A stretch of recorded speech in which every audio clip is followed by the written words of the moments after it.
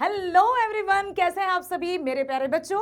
आज मैं लेकर आई हूं आप सभी के लिए क्लास 11th हिंदी कोर पढ़ने वाले बच्चों के लिए सिलेबस ओवरव्यू। आप जानेंगे कि आप कौन कौन सी बुक पढ़ने वाले हैं और इन दो बुक्स में कितने चैप्टर्स रहेंगे, काव्य खंड में कौन से चैप्टर रहेंगे, गद्य खंड में कौन से चैप्टर रहेंगे, एक और आपकी जो बुक है उसका नाम क्या है, उसमें कितनी कहानियां रहेंगी, ये सब कुछ जानने वाले हैं हम 11th Hindi core syllabus overview में। तो आइए चलते हैं, बताती हूं आपको कि आपकी क्लास में हिंदी कोर पढ़ने वाले बच्चों, मतलब हिंदी आधार, कोर मतलब आधार, तो आधार पढ़ने वाले बच्चे ध्यान से सुनिए कि आपके पास रहेंगी दो बुक्स, जिसका जो मेन बुक रहेगी वो है आरोह और पूरक पुस्तक अर्थात सप्लीमेंट्री रीडर रहेगी वो है वितान भाग 1।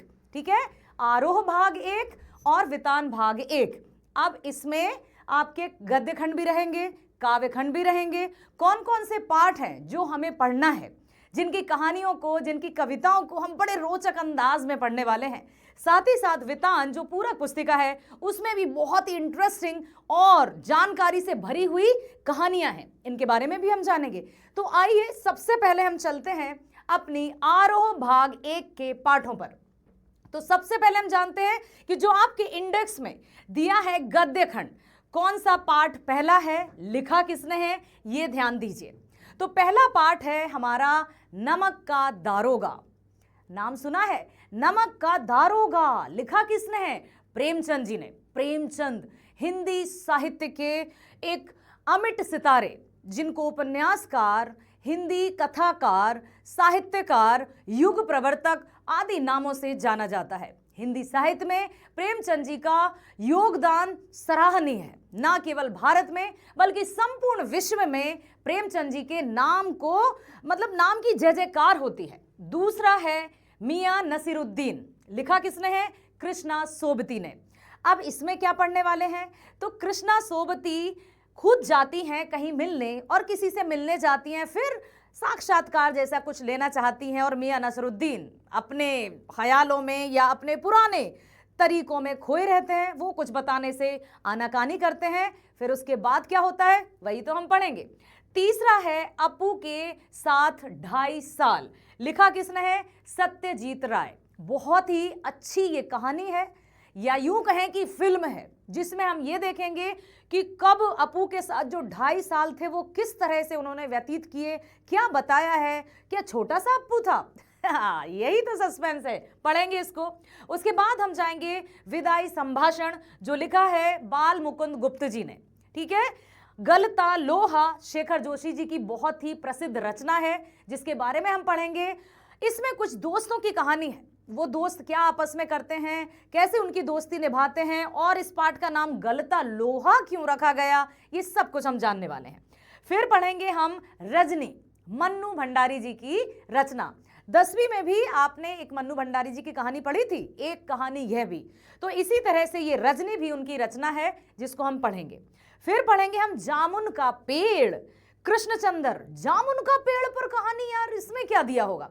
तो जामुन का पेड़ एक ऐसा मतलब नाटक है, या यूं कहे कि बहुत इंटरेस्टिंग है। उसमें बहुत सारे कैरेक्टर्स हैं, पात्र हैं, जिनको अभिनय के माध्यम से कृष्णचंद्र जी ने समझाया है। उसमें आपको बहुत मजा आने वाला है, बहुत ही रोचकता से हम यहाँ पढ़ने वाले हैं।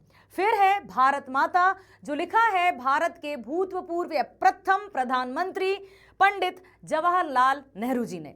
तो ये रहा हमारा गद्य खंड, जो कि हम इतने चैप्टर्स पढ़ने वाले हैं, जिसमें सब कुछ, सारी कहानियों को बहुत ही आसान तरीके से आपके सामने लाने वाली है आपकी लाली मैम।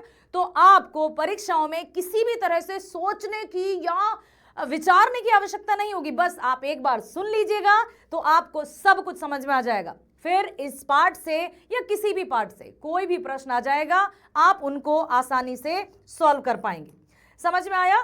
तो गद्य खंड के जो चैप्टर हैं, पार्ट 1 नमक का दारोगा, दूसरा मियां नसरुद्दीन, ठीक है, तीसरा अपू के 2.5 साल, बाल मुकुंद गुप्त जी द्वारा विदाई संभाषण, फिर है गलता लोहा शेखर जोशी जी का, रजनी लिखा है मन्नू भंडारी जी ने, जामुन का पेड़ कृष्णचंद्र ने, और भारत माता पंडित जवाहरलाल नेहरू ने। अब हम चलेंगे आरोह भाग 1 के काव्य खंड की ओर। और काव्य खंड तो आप सबको भी बहुत अपनी तरफ खींचता है, अपनी ओर आकर्षित करता है। कविताएं हम सबको अपनी ओर आकर्षित करती हैं। आखिर ऐसा क्या है कविता में जो हम सब उनको पढ़ने के लिए उतावले होते हैं और हम पढ़ाने के लिए उतावले होते हैं? तो देखिए, सबसे पहला जो काव्य खंड का पाठ है वो है हम तो एक एक करी जाना। लिखा किसने है? संत कबीरदास जी ने। और संत कबीरदास जी के दोहे आपने सुने होंगे, उनकी साखियां आपने सुनी होंगी, शब्द आपने पढ़े हैं। तो कबीरदास जी की जो भी रचनाएं होती हैं वो हमारे वास्तविक जीवन से कोरिलेट करती हैं।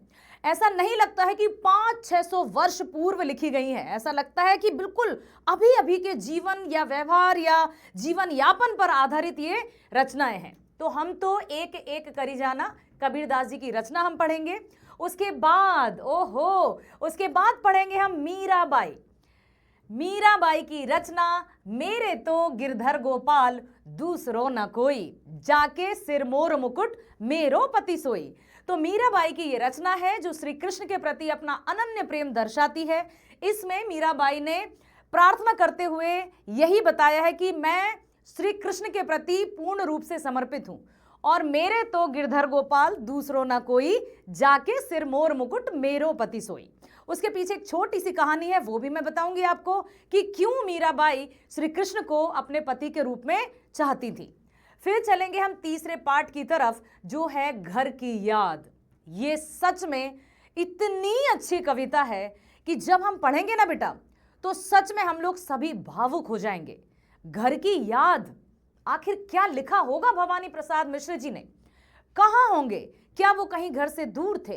यदि घर से दूर भी थे तो इतनी याद आई कि हम आज भी इस कविता को पढ़ते हैं तो हम भी भावुक हो जाते हैं, थोड़े थोड़े हम भी मतलब इमोशनल हो जाते हैं, क्योंकि उनकी जो शब्द रचना है, उनकी जो अलंकृत भाषा है जो इस कविता में आई है, हम सबको भावुक होने पर मजबूर कर ही देती है। उसके बाद हम चलेंगे चंपा काले काले अक्षर नहीं चीनती। अरे बाप रे, आप सोच रहे होंगे ये क्या है? चंपा काले काले अक्षर नहीं चीनती, इसका मतलब क्या है? ये क्या लिख दिया त्रिलोचन जी ने? बताती हूं। तो चंपा एक लड़की का नाम है। आपने वो सुना है कि काला अक्षर भैंस बराबर, सुना है कि नहीं?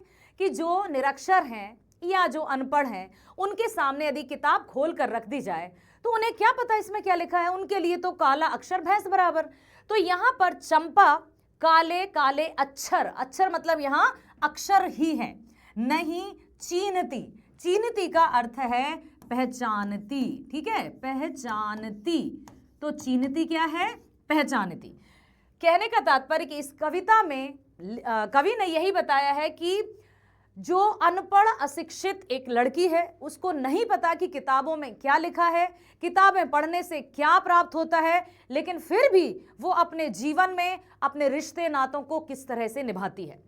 फिर हम चलेंगे दुष्यंत कुमार जी की गजल। ओ हो, अब आपको मैं बता दूं कि गजल, कविताएं, काव्य और इन सब में बहुत बड़ा अंतर होता है। आखिर गजल में ऐसा क्या होता है जो कविताओं में नहीं होता, या गजल कविताओं से, काव्यों से, दोहों से, साखियों से या सवैयों से कैसे एकदम अलग होती हैं? तो ये भी मैं विस्तार से आपको बताऊंगी और आप गजल को पढ़कर वास्तव में पूरी तरह से उसमें रम जाएंगे, ठीक है। उसके बाद हम चलेंगे अक्का महादेवी की हे भूख मत मचल, और दूसरा उनकी ही रचना है हे मेरे जूही के फूल जैसे ईश्वर।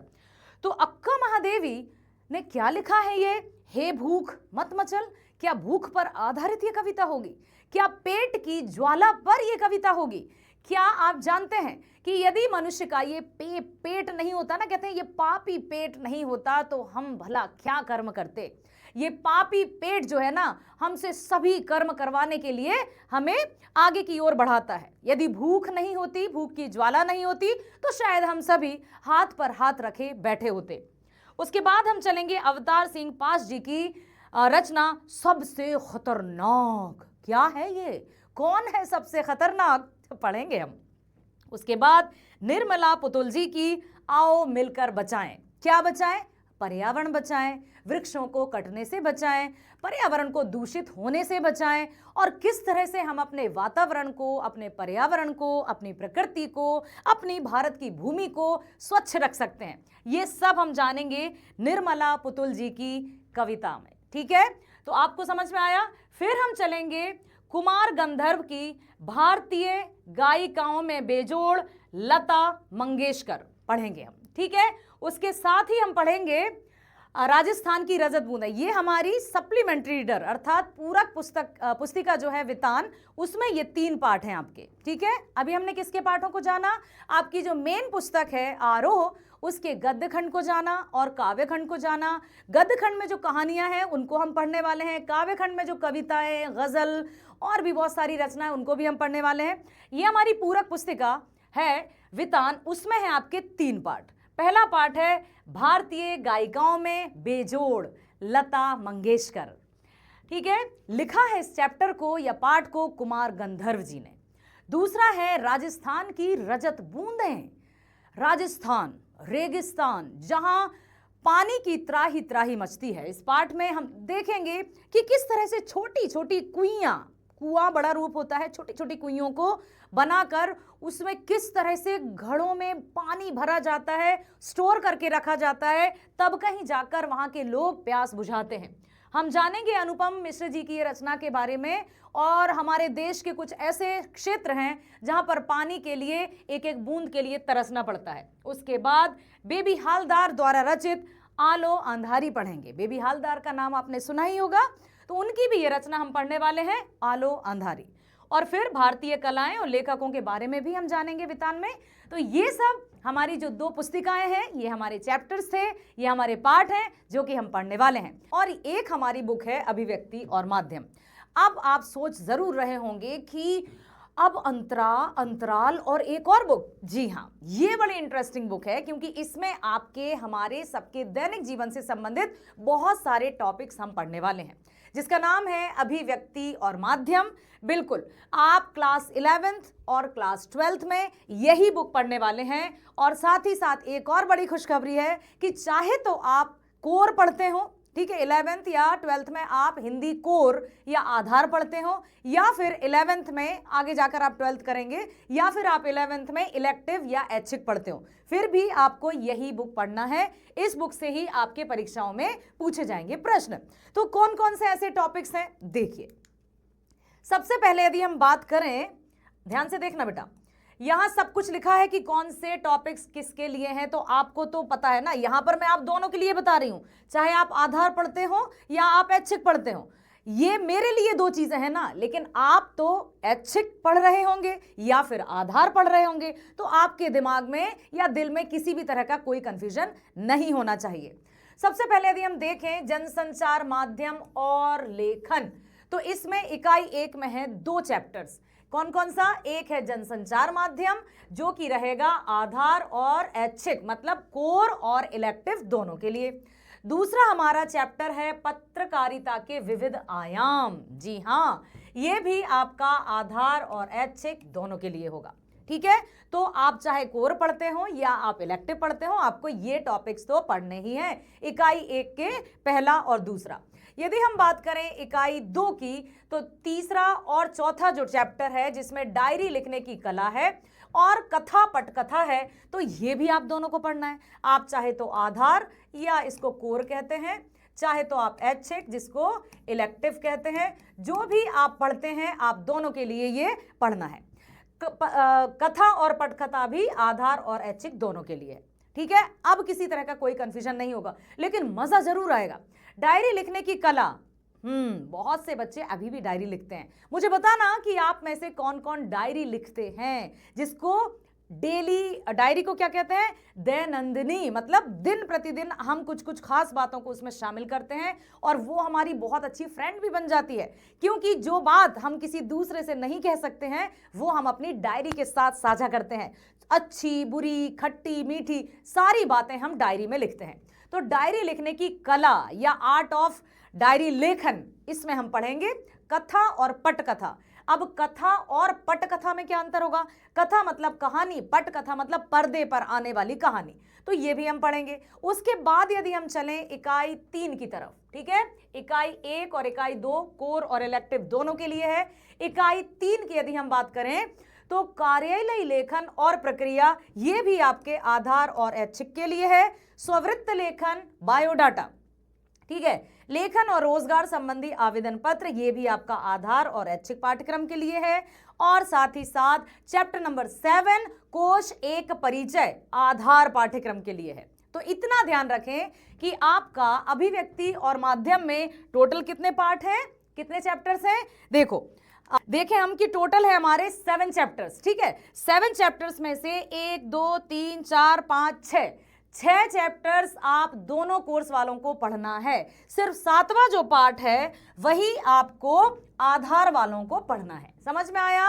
आया समझ में? बस, तो इसमें डाउट नहीं होंगे आपको, मजा आने वाला है। तो टोटल हमारी कितनी बुक्स हो गई? कितनी? एक है हमारी अंतरा, दूसरी है अंतराल और तीसरी है अभिव्यक्ति और माध्यम। सबसे अच्छी बात कि जब आप 12th में आएंगे तब भी आपका ये बुक अभिव्यक्ति और माध्यम साथ देने वाला है। तो बने रहिए हमारे साथ, हम पढ़ेंगे बड़े मजे के साथ तीनों बुक्स को। बहुत सारे क्वेश्चंस आपके माइंड में आएंगे, बहुत रोचक अंदाज में हम पढ़ने वाले हैं। Thank you so much.